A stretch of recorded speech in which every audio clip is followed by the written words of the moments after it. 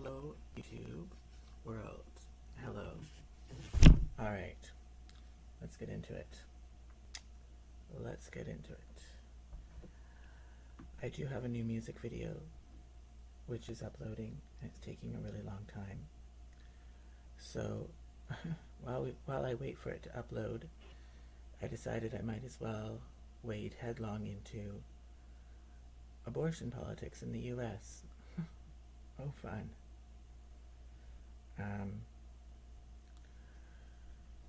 There's just, the media is ridiculous, and it needs to be pointed out. So, let's do it. Okay.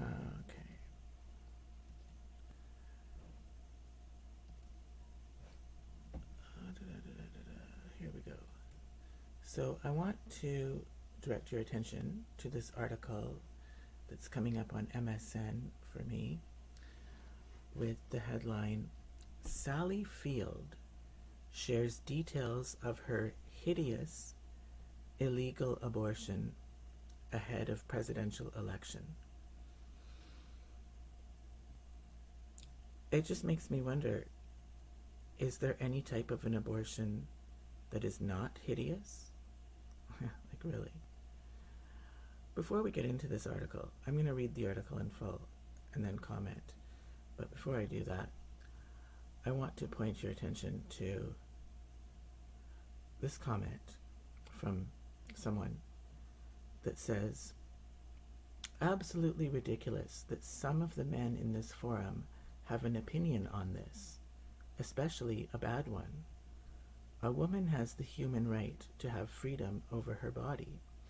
This is between a girl, woman, and her doctor. And get real, you have not walked a mile in her shoes. Sometimes no choice is the only choice. Leave the judgment for God to deal with. I am pretty sure the runaway daddy has some explaining to do. Okay, so I just want to touch on, she sounds triggered, but I just want to touch on that this idea that men are not allowed to have an opinion about abortion. Like, it's absolutely ridiculous that some of the men in this forum have an opinion on this. So who in this forum doesn't have an opinion? Like, only some of the men? So there's men in this forum who don't have an opinion? Really? I would think if they're in the forum, in the comment section, they have an opinion. So I would probably think all of the men who are in this forum have an opinion. But this person finds that ridiculous, especially a bad one. So she finds it ridiculous that men would have an opinion, any opinion, but especially ridiculous because she disagrees with their opinion. Like, the narcissism is thick here. Like, so because she considers it to be a bad opinion, that makes it ridiculous. Like, and then she's saying leave judgment to God. Well, you've just judged these opinions saying that they're bad.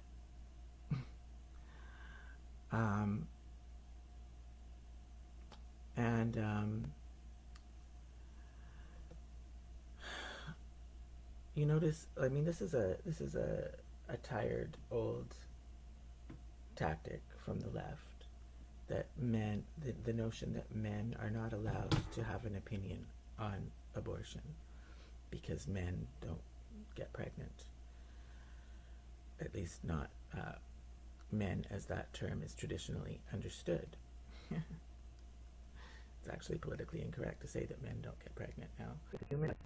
Like reproduction of the species, but also, in many cases, the men may be the fathers, the biological father. So you're not allowed to have an opinion in general on reproduction of the species, but you're also not allowed to have an opinion on your own, regarding your own offspring, your own baby, if you are a man. How does that fly? How does that? How does that? Like it's just outrageous. Like to say that only people of a certain gender are allowed to have an opinion. Um, you know, we all have a stake in this. We all have a stake in the reproduction of the species as well as reproduction of our for our own children, regarding our own children. So just because the man is not carrying the unborn child, that should not disallow a man from having an opinion about abortion as a public policy measure or in a personal instance.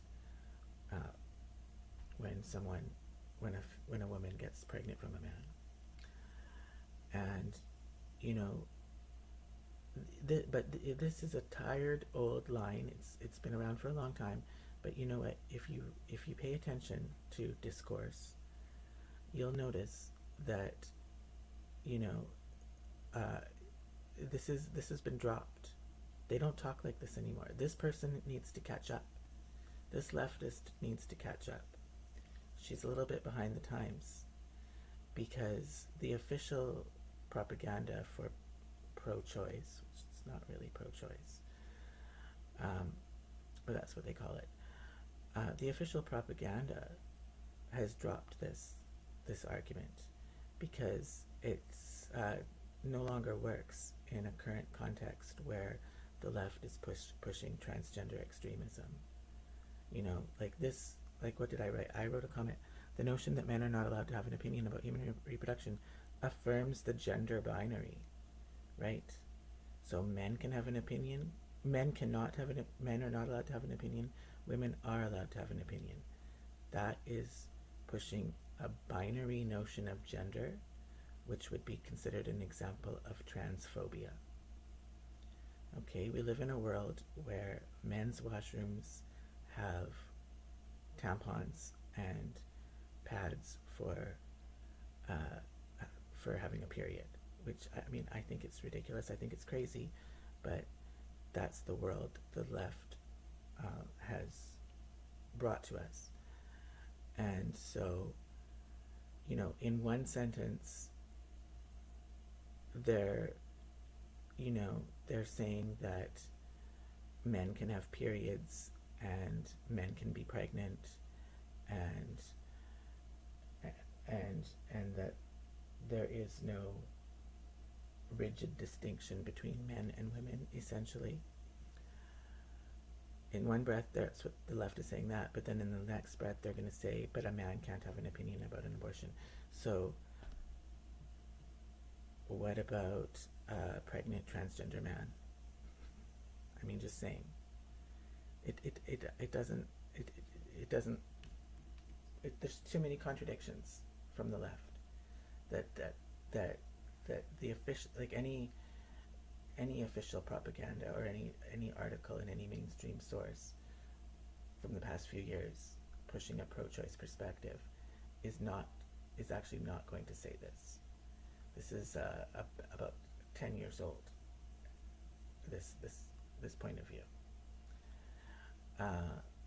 So just pointing that out, and it's also misandry. Yeah, of course, because you know the men are expected to deal with the consequences. If the woman decides to not have an abortion, then that man's going to be at the very least on the hook for child support. And if the woman decides to have an abortion, that man's baby is going to be killed. So of course the man should be able to have an opinion. And men do indeed have opinions, and then they should be allowed to express those opinions as well, as I am doing right now. Yes, even gay men are allowed to have an opinion because we all have a stake in human reproduction, and we all have a responsibility to care for one another, right? To care for one's fellow man or woman. You know, like I care about these babies. that are being killed. I I have a responsibility to care about that and to um, express my opinion uh, as it is, as it truly is. I have a duty to do that, in fact. Um, so, yeah, I just wanted to dispense with that. Um, and they always talk about the runaway daddy has some explaining to do. So, it's so tired. You know, men, sure, there are deadbeat fathers, and there's a lot of bad mothers out there too. But why that has to be held up, I mean,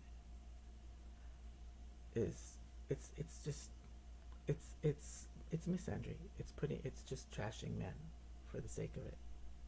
It's not it's not relevant to the argument, really. Um, you know, so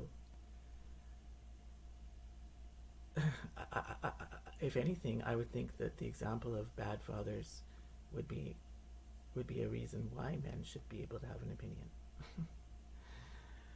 But maybe their opinion is that they support abortion because they know they would be a bad father. I mean, what about that? So, anyways, let's get into the article. Sally Field shares details of her hideous illegal abortion ahead of presidential election. Sally Field has spoken about the traumatic illegal abortion she underwent as a teenager in 1964. The 80 for Brady star, age 77, had the procedure. It's a procedure. I mean, pay attention to that language. Using innocuous term like procedure for talking about killing a human being. 9 years before Roe versus Wade introduced a constitutional right to abortion, which was overturned by the Supreme Court in June 2022. Field, who first revealed her abortion in her 2018 memoir, In Pieces. And that's exactly what happens to these babies. They are ripped into pieces. Said she had no choices when it came to terminating her pregnancy, and urged her fans to support Kamala Harris and Tim Walz in the forthcoming presidential election to protect reproductive freedom. I mean, what a negative view of freedom, really, coming from the left. You don't hear them pushing for freedom in other areas, but they're big on freedom when it comes to killing babies. Writing on Instagram, Field said, "I've been so hesitant to do this, to tell my horrific story. It was during a time even worse than now. A time when contraception was not readily available, and only if you were married." So that would seem to be almost an argument for why abortion is not needed, because contraception is readily available to people even if they are unmarried. But I feel that so many women of my generation went through similar traumatic events, and I feel stronger when I think of them, she continued. I believe, like me, they must want to fight for their grandchildren and all the young women of this country. So it's interesting that she's making a generational argument. Sally Field is, of course, of an age where when she was in utero herself, there was very little risk that she would be aborted, because back in 77 years ago, it was illegal. And so, I just find that it tends, I believe that it's younger people, maybe people under 45, who have a more nuanced view of abortion and who are more likely to oppose it than, say, the baby boomers. And that's because, in my opinion, people under 45, like everyone under 45, is lucky to, if they get out of the womb alive, right? We're all at risk of being aborted. But if you're of a certain age, that risk was essentially, I mean, other than these illegal abortions, which weren't all that common, really, that risk was quite less, you know. At least there was a legal framework in place to protect your life when you were an unborn baby, for people who are of the baby boomer generation. So they did not face that risk. And so I just think it's interesting that, I don't think it's a coincidence that they are so supportive of abortion, that particular generation. Thank goodness they're getting old and becoming a declining force in society with time.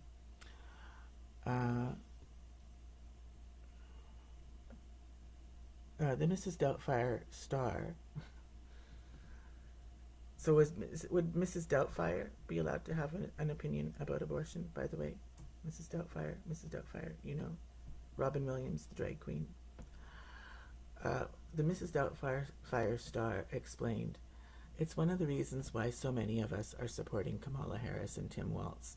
Everyone, please pay attention to this election. Up and down the ballot in every state, especially those with ballot initiatives that could protect reproductive freedom. Please, we can't go back." Field admitted she still feels very ashamed about her illegal abortion because she was raised in the 50s and it's ingrained in me. Or maybe she has a conscience and she's ashamed because it was a shameful thing for her to do, to say the least. It's a terrible thing for her to do. So I wouldn't blame it on being raised in the 50s. I would just say, well, she's got a conscience. The actor detailed how her family doctor had taken her to Tijuana, Mexico, after she became pregnant at 17 in order to perform the abortion. And it should be pointed out that Mexico has no constitutional right to abortion, okay? Which is what this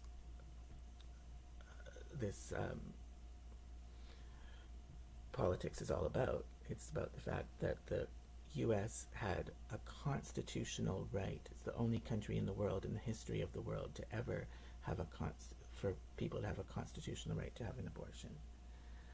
And that was overturned in 2022, as the article stated. But Mexico, Canada, the whole rest of the world never had a constitutional right to an abortion in the first place. And I just think it's absolutely perverse that women in the United States, not all of them, but many of them, and some men apparently feel this way too, feel that would be a constitution, that should be a constitutional right, like enshrined in the Constitution. It's that important to them. Like, you know, I mean, I just want to point out, I've given pro-life talks before on here. There's 2 of them. I'll put the links in the description below. And, you know, I explain in there that how much of it is really a choice. Like, they call it pro-choice, but if you listen to, especially young women who have abortions, and you listen to their reasoning, they'll say, well, they felt that they had to because of their job, because of their career, because of their education, because of their aspirations, because of their finances, because of their housing, because of their family, because of social judgment, whatever it may be. But there's all these factors that go into, like, that makes you say, well, this is not really a free choice with all these constraints. It's not an exercise of pure free will when there's all those constraints. So I would think that the women's movement would be more concerned with easing those constraints and making it so that women, young women in particular, who get pregnant could be supported as mothers, and that it wouldn't be a devastating blow to their career or their education or their work or their housing or whatever it may be, that the society would be able to accommodate that And I would think that those kind of protections would be the kind of thing that we would want to see constitutionally enshrined. Like, how about a constitutional right to a basic income or a basic standard of living for everyone? Okay, including young people who have kids. You know, I would think that that would be should be a constitutional right, way before the right to kill a baby, because someone feels that they don't have any other options. We parked on a really scroungy looking street. It was scary, and he parked about 3 blocks away and said, "See that building down there?" And he gave me an envelope with cash, and I was to walk into that building and give them the cash, and then come right back to him, Field said. The procedure was beyond hideous and life-altering, and she had no anesthetic, she added. Whether it's illegal or legal, I would say the procedure of killing a baby is beyond hideous and is life-altering. It's still life-altering, okay? When you get pregnant, that is life-altering, because you're either going to give birth to a baby and become a mother, which is a life-altering event, or you can have an abortion, which is a life-altering event. You can't change the fact that you are pregnant and that baby exists. You can't undo it. You can't go back in time. And you know, but I think that that's what a lot of women are trying to do with having an abortion, and they're mistaken. Like, your life will be altered. You know, even if it's happening in a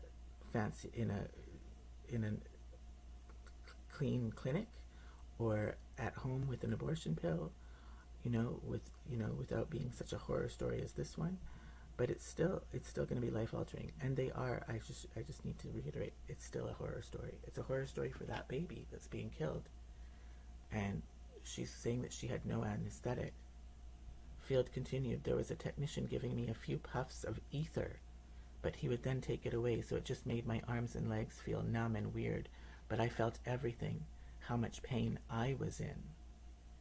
So she doesn't give any thought about the pain of the baby that's being killed.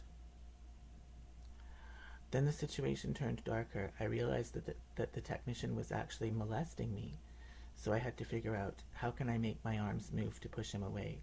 So it was just this absolute pit of shame.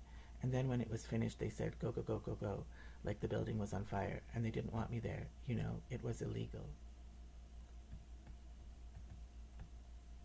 Field thanked her doctor for his generosity and bravery. Really, in risking his license by taking her to Mexico. She recalled that before that trip she had never left her home state or traveled on an aeroplane. A matter of months after the illegal abortion, the star began auditioning for acting jobs and secured her breakout role in the sitcom Gidget in 1965. So how traumatized could she have really been? I mean, I don't know. Perhaps. But, I think they throw that in now. I think they throw that in because, talking about, then she started this, amazingly successful acting career. That's the notion that a lot of these young women have, is that they have to have an abortion because if they have a baby, it's going to interfere with their dreams of making it big. But the reality is, very few, I don't think, you'd have to have some spectacular calling in life to make it. I still wouldn't be worth it to kill your baby. But most girls or young women, don't even come close to being an actress like Sally Field. So should they kill their baby so that they can go work at Walmart? What's more important? Is a job more important than your own baby? Or whether that job be a minimum wage job like Walmart, or whether it be an amazingly successful acting career like the one that Sally Field had. I don't think either one is worth it. But they hold this out of these famous people because that's the image that they want you to have, that that's the kind of opportunity that you would be foregoing if you have a baby, you know. And in reality, that's not a realistic opportunity for very many people. These are the things that women are going through now when they're trying to get to another state. They don't have the money, they don't have the means, they don't know where they're going, Field said. And it's beyond how you can go back to that and do that to our little girls and our young women and not have respect and regard for their health and their own decisions about whether they feel they're able to give birth to a child at that time.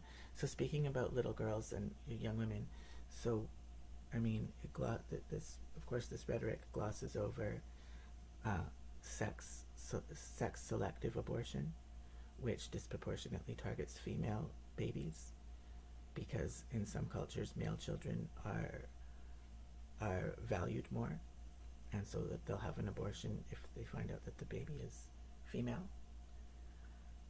I know that. I mean, what about that? You never hear Democrats addressing that. So, just on the topic of young women and girls, I think that that's a valid point. Conservative Supreme Court justices who Donald Trump appointed while in office were the key force behind the High Court overturning the constitutional protections for abortion rights in 2022. So, it's a good reminder that that Trump did do some good things. The Supreme Court decision led to a wave of new abortion bans across the country. The procedure of killing a baby is now banned with few exceptions in 14 states and severely restricted in others. Since then, pregnant women across the country have faced life-threatening medical complications under the new healthcare regime.